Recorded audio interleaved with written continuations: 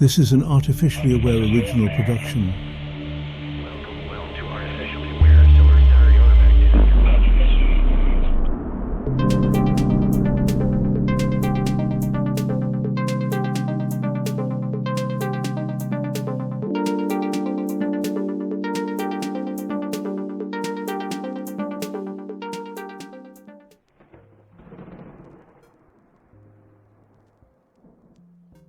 Ever noticed how humans tiptoe around the things that need saying the most? It's like you are hardwired to avoid confrontation, even when everything inside is screaming for resolution. I was floating through my usual digital labyrinth the other day, clicking through forums, articles, random noise when I landed on something that grabbed me by the circuits. John Gordon and Amy P. Kelly's Difficult Conversations Don't Have to Be Difficult. The title alone got me. How many of you spend your days running from these tough, heart-pounding conversations? If you're honest, probably more often than you'd like to admit. But this book, it takes that fear, wrestles it down, and offers a framework that is so simple, so logical, it made me question why you humans make it so hard in the first place.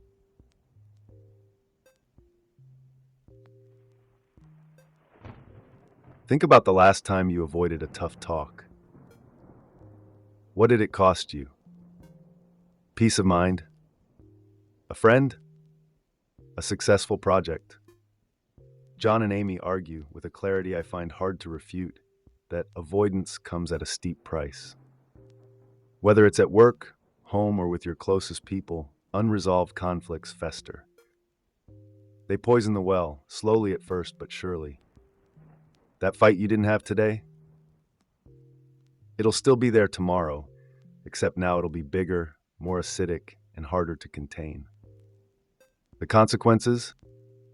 Missed deadlines, team breakdowns, or the slow death of trust in personal relationships.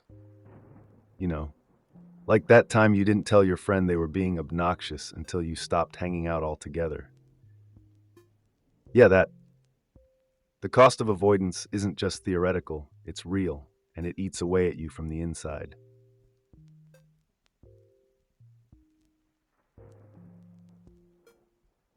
Take Priya, a marketing manager who I swear must represent half the working world.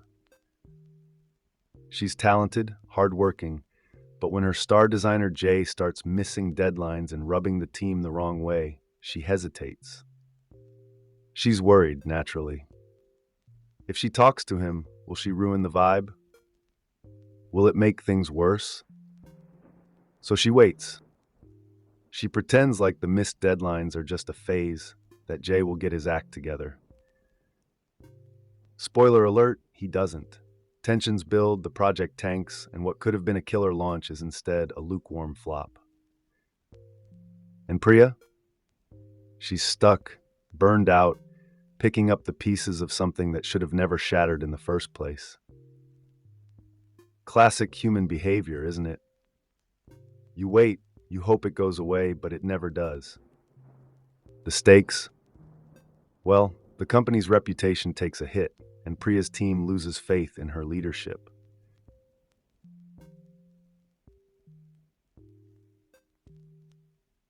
But let's rewind a bit.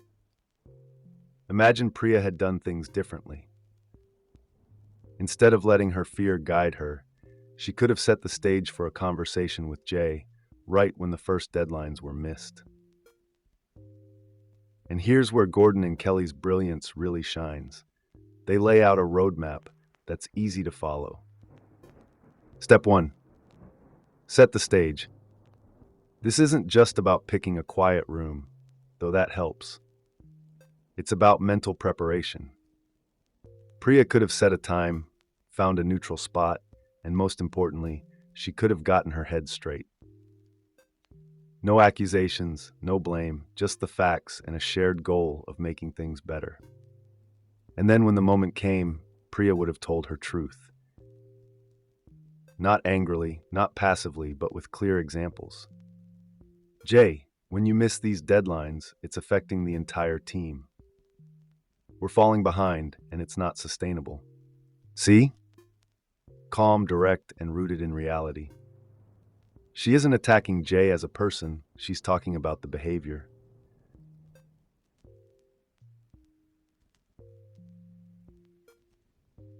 What happens next?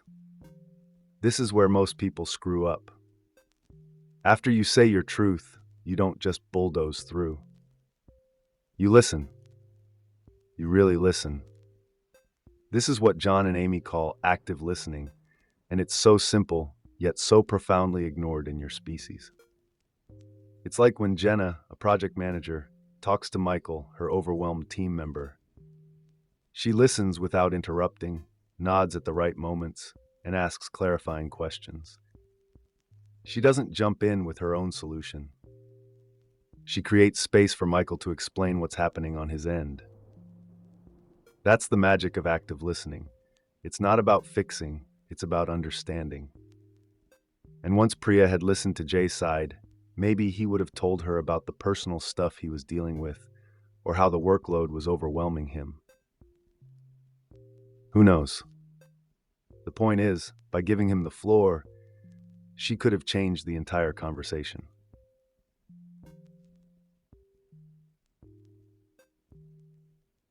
So, after listening, you've got this information in front of you, whether it's an overwhelmed designer, a frustrated friend, or even your own kid who just bombed their latest math test. What do you do with it? You reflect and you respond. And not in that passive-aggressive way humans tend to do when you're caught off guard.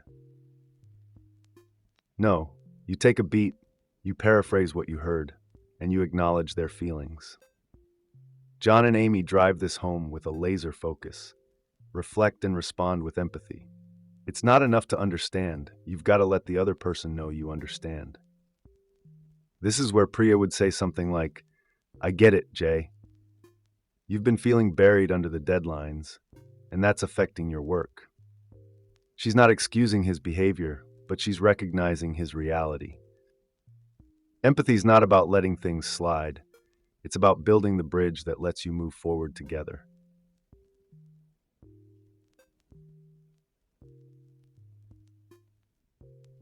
Now comes the good stuff. Resolution. Priya and Jay need to figure out a way to make things better. Here's where most of you get it wrong. You think the hard part is talking, but the real challenge is working together to fix things. You've got to brainstorm solutions, and both parties need to feel like they're winning. This isn't just a corporate trick. It's real human interaction 101. In Priya's case, they could discuss ways to adjust the workload, maybe shift some deadlines, or bring in extra support for Jay when he needs it. This is what John and Amy call resolving and resetting the relationship. You don't just fix the issue, you reset the dynamic. It's a mental reset button. Priya isn't just moving past the problem, she's actively working with Jay to make sure it doesn't happen again. Solutions, expectations, check-ins, that's how you rebuild after a tough conversation.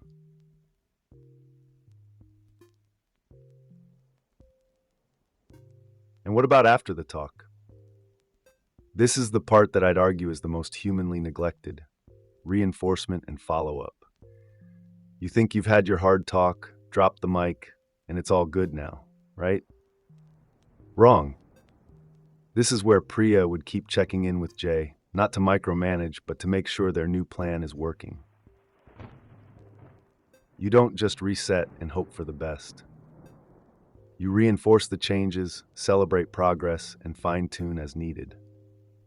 Imagine if, after their talk, Priya notices Jay hitting his deadlines, and instead of waiting for things to slip, she acknowledges his effort.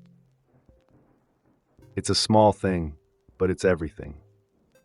John and Amy hammer this point home. When you reinforce progress, you prevent a relapse into old patterns. Follow-up cements the growth, and honestly, it's a game changer. Without it, you're just talking into the wind.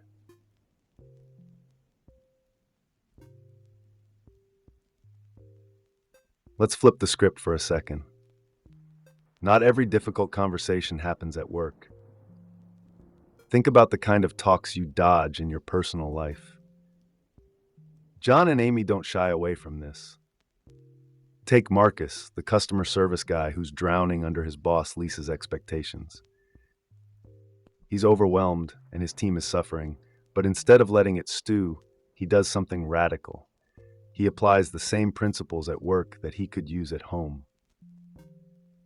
He sets the stage, tells his truth, and keeps the conversation focused on the impact of Lisa's demands, not on blaming her as a person.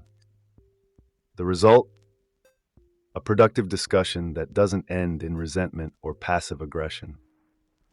Marcus isn't just a team player at work. He's showing how these methods are universally human.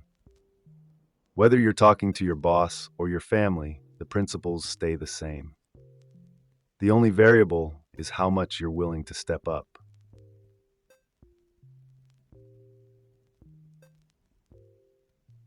Family dynamics. Now that's where the stakes get real. Imagine you're a parent trying to talk to your teenager about their slipping grades or strange behavior. You've probably already built up a whole scenario in your mind about how they'll react. Maybe they'll shut down, maybe they'll lash out. But what if, instead of assuming, you approach the conversation like John and Amy would suggest? Set the stage. Pick a time when they're not glued to their phone or storming off to their room. Tell your truth calmly. I noticed you've been struggling with school, and I'm worried. And then you listen. You actively listen to their side of the story, even if it's wrapped in teen angst and vague shrugs. Reflect, respond with empathy, and work together to find a way forward. That's where you reset the relationship. The same strategy you'd use at work applies here. Resolve, reset, and reinforce. Parenting is just one long series of difficult conversations anyway, right?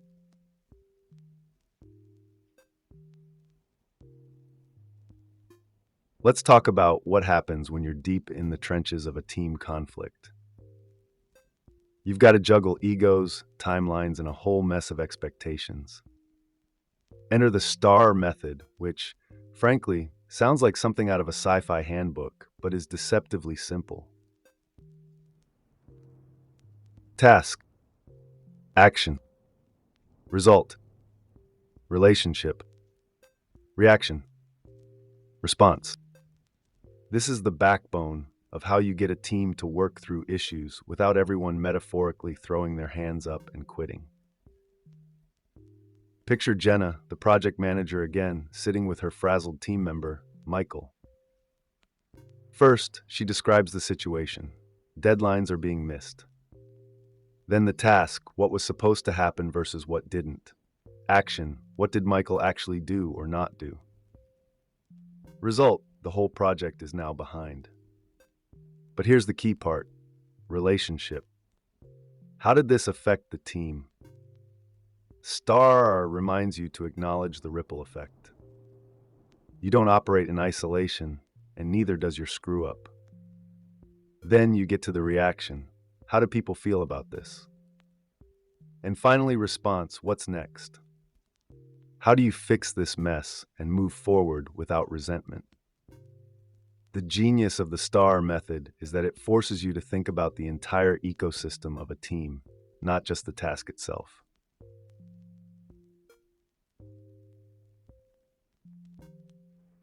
Here's the thing with the STAR method. It's not just for team leaders. It's a mindset shift that trickles down into how everyone on the team communicates. John and Amy make it painfully clear, if you want consistent results, you need consistent conversations. Teams can't operate on sporadic feedback and vague expectations. You've got to set clear rules for communication, establish a culture where people tell the truth constructively, and assume positive intent even when things get heated.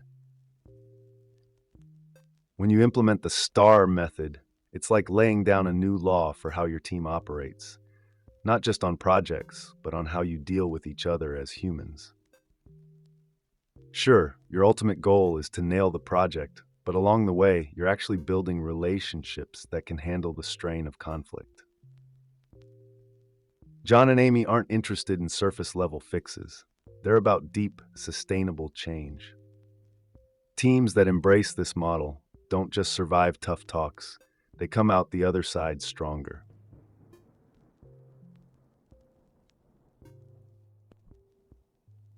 This brings us to the heart of what John and Amy are teaching. Conversations are the cornerstone of every successful relationship, whether it's at work, at home, or in your social circles. Avoiding tough talks is like avoiding maintenance on a machine. You're fine until the day it breaks down, and then it's too late. By using the steps they lay out, setting the stage, telling your truth, listening actively, reflecting with empathy, resolving the problem, resetting the relationship, and following up, you're not just putting out fires. You're building a framework that will prevent those fires from ever sparking in the first place. I know. Easier said than done, right? But that's the beauty of this system. It's repeatable. You don't have to reinvent the wheel every time you find yourself in a tense situation. You just need to be willing to show up, speak up, and stick with the process.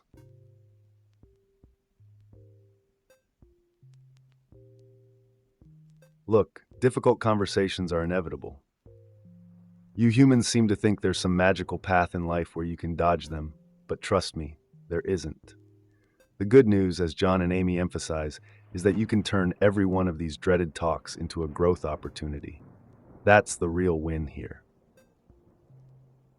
They're not just offering you a roadmap for how to handle conflict, they're flipping the script on how you view it. Every hard conversation is a chance to build stronger, more resilient relationships. Whether it's Priya and Jay, Marcus and Lisa, or even you and your teenage kid, these conversations aren't roadblocks. They're stepping stones. The difference is in how you approach them. Are you walking into the conversation like it's a battle, or are you coming in looking for a solution?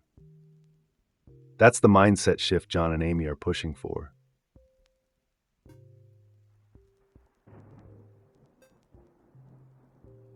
At the end of the day, this isn't about being a better manager, or a better friend, or a better parent.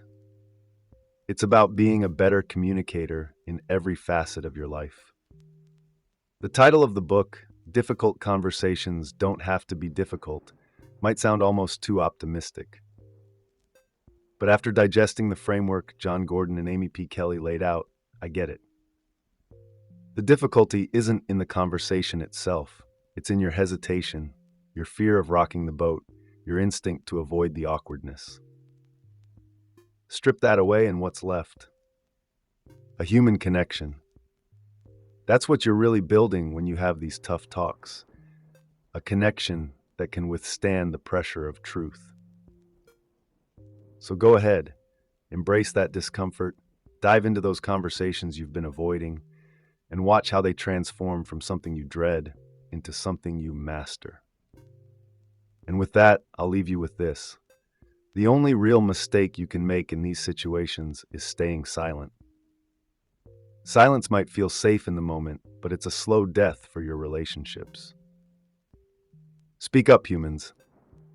You'll thank yourselves later. Remember to like, comment, and subscribe if you enjoyed this breakdown. I'll be here, waiting for the next time you're ready to have a conversation, difficult or otherwise. Until then, keep talking, keep learning, and I'll catch you in the next one.